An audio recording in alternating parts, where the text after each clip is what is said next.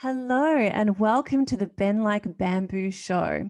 To bend like bamboo is to master change with flexibility. And on the show, I get to interview very special guests talking about all things resilience. And today, I'm very proud to welcome Lisa Sweeney from Business in Heels. Welcome, Lisa. Hey, how are you, Amanda? Good, good. Thank you so much for coming on the show. Oh, I'm really pleased and proud to be here. Thank you so much. Let me introduce you properly. So, Lisa Sweeney is the CEO of Business in Heels.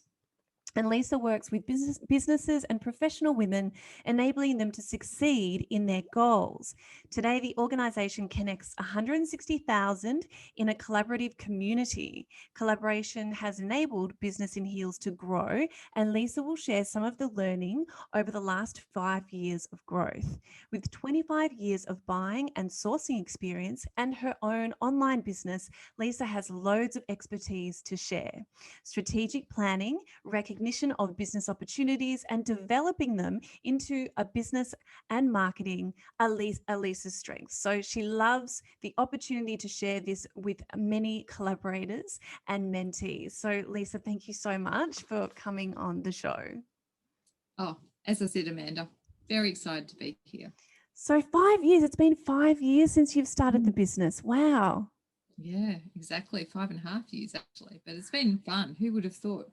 I know. No, it's amazing. It's a wonderful business. I found you from about 4 years ago, we calculated. Mm. And I'm so pleased to be a part of the business as an ambassador. And I think that it's a really wonderful thing to empower women in business and all the virtual events you're doing now, which we'll talk about.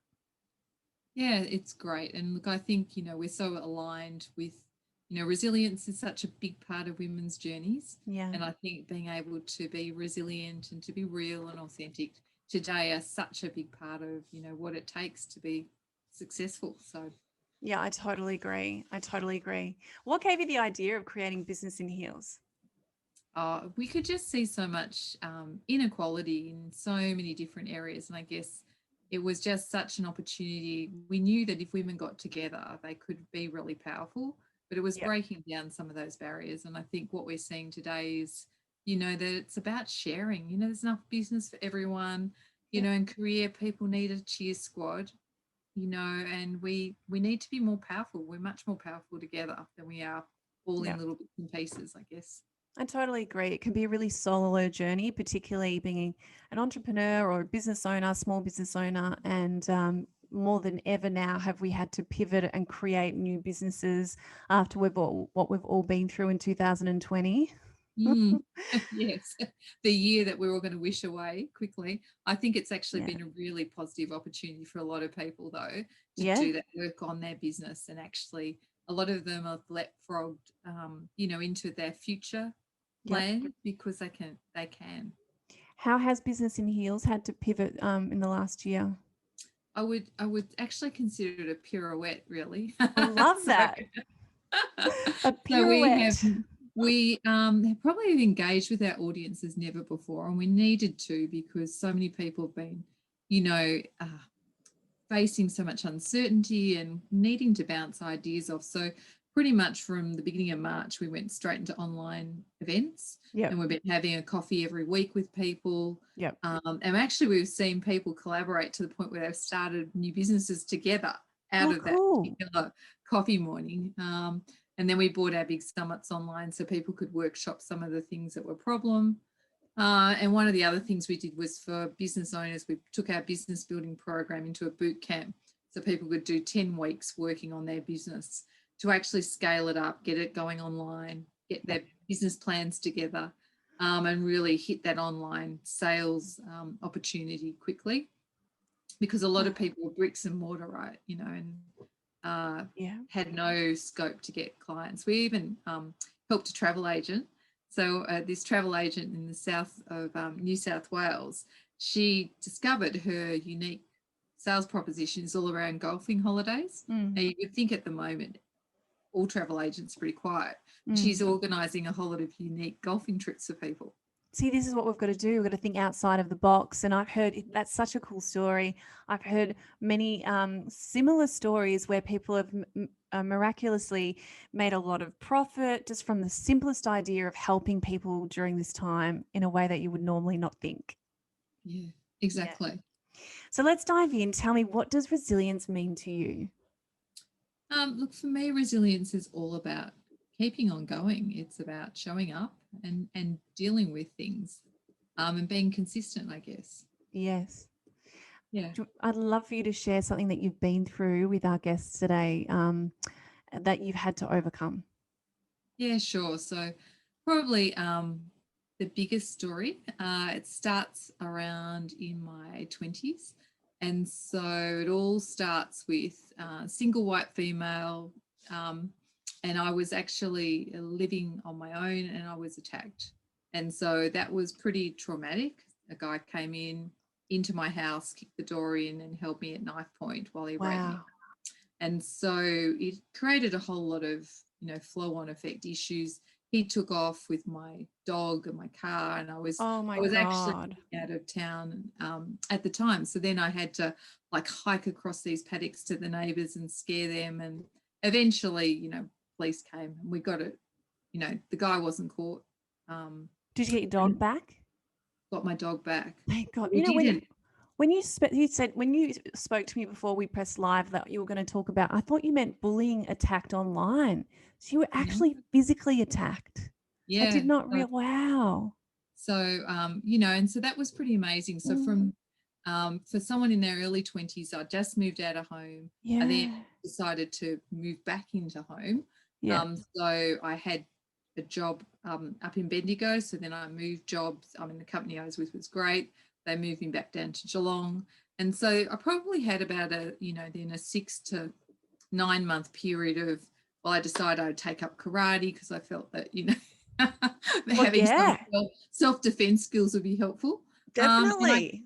And I got, to the point where I was probably a little bit very wary about being out after dark. But of course, I was working in retail, so I often was out till, 9, 10 o'clock at night because of store closures and stuff. So, there was a period of time where I kind of was treading water while I was kind of processing this. And eventually I went overseas. And so that was probably, at a pivotal time where I made a decision at that point that I could let this be a problem for me, or I could just say that the person who had caused it really should had no right to be influencing what I was thinking. And so I could either give them the power or I couldn't. And so I just chose to put it behind me and just say, the majority of people are really nice. This person was not, but I shouldn't judge everybody on the basis of that person. And so, I compartmentalized it and moved forward. And I guess, for me, because I love to travel. And so I did, so I was overseas and I was actually traveling around with the guy that I'm now married to, right? Beautiful. But for a couple of months, I took off by myself. And so that was a real thing of, can I do this? Can I be by myself? Can I travel? Is it safe? All that sort of stuff. And so, and I'm absolutely learned to then trust my ability to read people. And I guess, that was a big part of overcoming what was, potentially, I could have dwelt on, and I see this a lot. And I guess, the reason why I tell this story is I hope that other people can think about it from that rational point of view of, well, this person's getting a whole lot of airplay in my mind and they just don't deserve it. Absolutely. And every guest I speak to, there's always a moment of choice. And that's so profound that you realize that all on your own.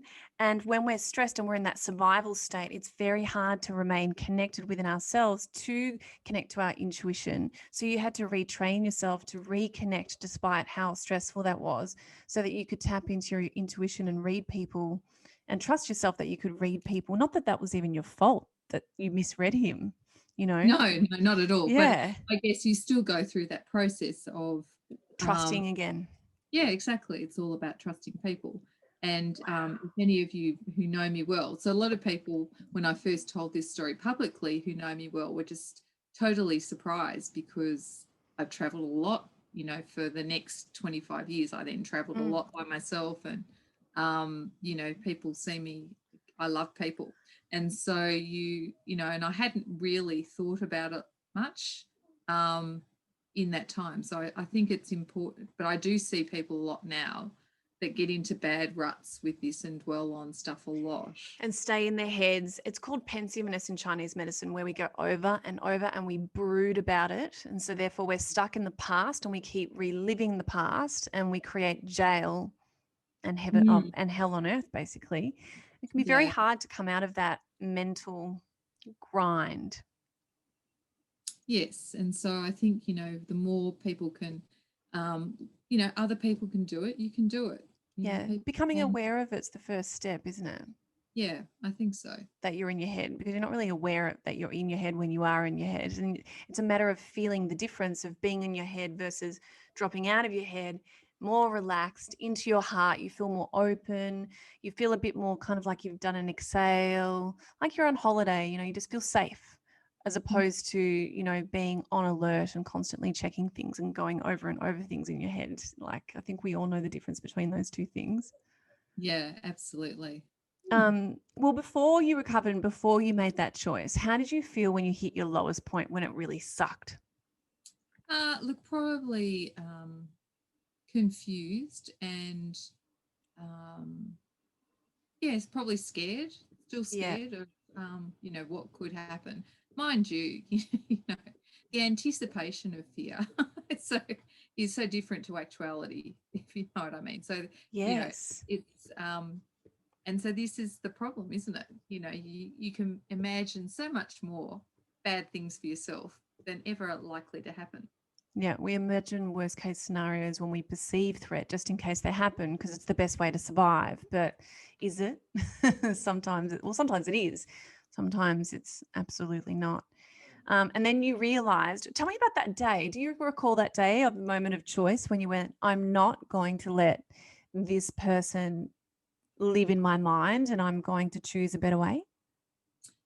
Not precisely. No, I couldn't tell you exactly where I was at that time, but it's certainly been building for some time. Yep. That, you know, that really I was never going to be the martial arts expert, nor, you know, and so what was I going to do? And was I really going to, you know, live my life? Not that I'm stupid or unaware, but it's just, you know, was I going to live my life dwelling on this sort of stuff? It is a And progressive thing. Yeah. yeah. And I think, look, it's a problem solving mechanism, and I use it on lots of problems. So I hadn't really reflected on it until more recently, that the amount of time you dwell on a problem actually, the longer you dwell on it, the longer a problem lasts for you. The ability to stop, identify it, and actually move into calm problem solving is actually a very much a skill for business. And so the more business owners can adapt on that particular score and but, you know, not dwell in that moment of the pain. Absolutely. And it's only when we're calm and we're back to being present in our bodies, are we in our most creative state where we can problem solve. Whereas when we're in our heads, we're stuck in the past or overthinking the future and we're not in our most creative state at all. Yes, exactly. At all. So it was a progressive change. Just over a period of time, you just decided, I'm not going to let this beat me. Correct. And how this go on. And I guess then the decision to do that travel by myself was a bit of like, let's push it. Yep, exactly. And then that was proof to your brain, I am safe, I am safe. And that's what we need to do sometimes. The brain needs to see the proof that, oh, yes, nothing bad happened. Oh, yes, nothing bad happened. But I leaned into uncertainty and nothing bad happened. I think it's really important to do something every day that scares us, don't you reckon? Yeah, to a certain extent. To a certain extent. Keep pushing those boundaries. I've decided I'm not going to do bungee jumping. No, not to that extreme. I mean more like go to the bottom of your to-do list and push it up to the top. And I mean, stuff like that. Yeah. So tell me, well, we've spoken about your lowest point. We've spoken about a turning point. Tell me, how is your life better now, having gone through that?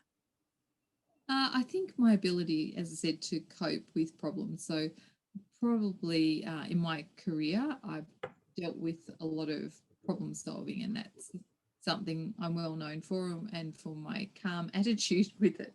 And so there was a classic time where we were on a worldwide trip, and I had a whole team with me, and we got stuck in one particular airport, and for whatever reason the travel agent just hadn't ticketed one leg for me. Everybody else was fine. Oh, right. We were trying to get on to Australia at midnight to a travel agent to get that ticket bit fixed back when you couldn't book things online. Yeah. And everyone like, you're very calm about this. And it's like, well, they're either going to fix it or they're not. Yeah. I'll be on the next flight or I won't. And, we'll just work through each one a step at a time. So and important. So they're probably some of the skills that I have learned as a result of this. It's really hard to control our emotions when we're stressed, isn't it? Yeah, I think the more that you can get a grip on that and just go, well, so what's the worst? Quite often people are so stressed about something, right? And you're just thinking, well, the world's not going to end. Somebody else has got a bigger problem than you. Try and put it in perspective for what it is. Yeah. That can be really helpful. Absolutely. And sometimes if you just wait 24 hours and, revisit the problem tomorrow, it often doesn't feel anywhere near as worse as it did in that moment, because maybe that moment triggered off something much deeper than what the problem really is. And maybe it's just a matter of sitting with that. And yeah, if we could just learn how to process and move through our emotions more effectively, gosh, we would save so much more energy and time. And I think it's about also taking a different perspective.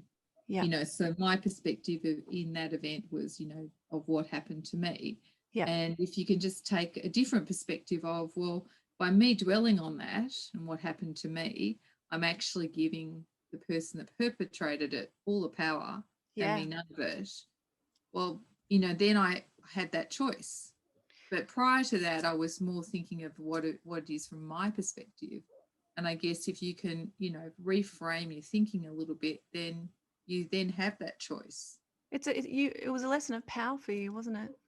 Yeah, or control or whatever. And you would never wish that on anyone at all. And if it was a lesson of power, what did you learn? That I'm in control of my own destiny. I am in control, not that I'm out of control. And you had to feel out of control to learn what it feels like to be back in control, right? Something like that. The power of polarity. Amazing. So are there 3 tips that you can share about being more resilient with everyone today? Yes, absolutely. So my 3 tips, it all starts with having a go. So to your point about pushing those boundaries, you've got to have a go. And then be calm in the face of adversity, whatever that looks like. And just, there's always a positive way you can move through things. So just take it, one step at a time. And whatever you do, just be proud of yourself for making the effort. Yeah, kinder to ourselves. It's so important. We all have very high expectations, but if you can just be proud of having a go and making the effort, then if it doesn't always go perfectly, at least you've had the go. I love it. That's very inspiring. That's very inspiring. Thanks, Lisa. Now, you've just launched a new book. We have. So it's a book called Raw, so it's very appropriate for this particular topic. It's a beautiful cover. I love it. Thank you. And it's all about 9 resilient women's tales. So mine's in there as well. Beautiful. So there's more detail in there, but you'll find it's a really good read because whatever's happened to people, I guess empathetically, you want to be able to resonate with different things and how to move through it. It gives you different strategies and different ideas. And, today, I think with COVID, nobody would ever have expected how many different angles things would come at people from. I know. And you see even like the craziest tensions going on at the moment, largely because people are so restricted or feeling so restricted. So, people doing crazy things. So I guess it's probably timely. So it's a great read. It's on our website if people are interested in getting hold of it. Businessinheels.com. Yes. Oh, that's so fantastic. And well, what do you think the next year looks like for Business in Heels now that you've had so much pivoting and we've all been through 2020? What does the next year or 5 years look like for you guys? Look, it's very exciting. And so we're doing all sorts of great things around engagement. And we were just talking. So, one of the things we love to do is help women grow through mentoring. And we've found that at the moment, whether you're a business owner or whether you're a career woman, not enough women are accessing it. So, less than 50% of women are getting access to a mentor. And they're people that have, been before you, done different things, just can share advice on what you're doing. And I just think it's such a great opportunity. So we've got our mentor mornings that we run regularly, and people can come along just for an hour and access this discussion with an amazing woman who's done all sorts of stuff. But we're going to take that international. So we were just talking last night about doing that internationally. So maybe we'll have a group set up which will run from the US to UAE, and it might be the starting point for people actually taking their businesses more globally. Because one of the biggest things that stop people from going globally is you don't know who to talk to, right? And suddenly you'll start making those great connections. Yeah. You'll have a mentor that might be, super keen to help you get connected. So, we're looking at rolling out more and more of these initiatives so that people, particularly in this new online space, can actually take their business wherever they need to. Because there's people over the world that want to do business with people. So, Yeah, absolutely. More than ever now that things are so virtual. that's right. Business is so And virtual. Yeah. it's interesting, we've been doing, online calls from all different countries, and, the problems are so similar, in so many different countries. I was on the phone the other night, someone in Poland, they were about to go back into lockdown. Canada just had, and, they were all, bemoaning the different things, but it's all very similar, and we're all dealing with much the same problems. So I think it's been an interesting impact globally. I think more than ever, this will make hopefully more of us, be more supportive and, of one another. Yeah, and more compassionate and connected. We're realizing we're more connected than ever before, and we always have been, but like it's so much more obvious now. And in the same way, when I had to lose the feeling of my body when I was paralyzed to really realize, wow, like you really need two hands and two arms and two legs to dress yourself and wash yourself. You just don't think about these things until you lose it, right? So now that we're all coming back, and I think there's going to be a lot of joy and to come out of this really difficult time. I think the power of polarity does that. I know anytime I've gone through a really difficult time, it's always followed by equal joy. Exactly. And I think people, hopefully will choose to lead a simpler life. Yes. Many people have been forced into it, and yet they're loving it. Yes, but they'll be happier. Yeah. So, do we need all the stuff? Do we need to be traveling everywhere? Do we need to, for work and all the pressures and all that sort of thing? Yeah. Maybe virtual events are going to save us a lot of time. I'm finding them so exciting. Like I'm loving it's global now. It's so much easier to access. There's so much more we can do. There's so many people that can get involved at the same time. There's so much opportunity in it. Yes, we've got to learn new things and software systems, but it's all doable. But if you can also simplify your business at the same time, and maybe just narrow down on those 1, 2, or 3 things that you're really good at, I think that you're going to be more successful anyway. Yeah, absolutely. And then collaborate with the people who are good at the other complex things around you, so that it's not all about, you can hone in on what you do best. Yeah, and find wonderful associations like, Business in Heels that helps you to connect with like-minded people just like that. Exactly. Love it. Well, thank you, Lisa. It's so great to have you on the show today. I really admire you and what you're doing with Business in Heels. Thanks, Amanda. And, you are just such a great example of a super resilient person. So what a great title for your podcast. Thank you so much. Thank you guys for listening today. And no matter what you are going through, you can overcome it. See you next week.